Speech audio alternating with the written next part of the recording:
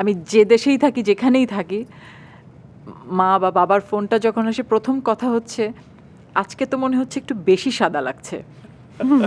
এটি হচ্ছে প্রথম কথা। অনেক সময় আমি কি করি জানো, আমি ভিডিও কল আসলে আমি জাস্ট আস্তে করে ভিডিওটা অফ করে দিই, যে এই বিষয়টা নিয়ে যেন আম্মা বা আব্বাকেও মন খারাপ না করেন। হ্যাঁ, আম, আসলে আমার যেটা হয়েছে যে আমি আমার নিজেকে দেখতে চাই। আসলে আমি আমার সত্য যে রূপ, সেটি আমি কি কখনো দেখবো না। আমাদের তো আসলে জীবন খুব ক্ষণস্থায়ী। আমি যে কোনো সময় আমার দেহ অবসান হবে, সেটি খুব স্বাভাবিক, যে কোনো মানুষের হতে পারে, তাই না? কত মানুষের কত দুর্দশা দুর্ঘটনা হয়।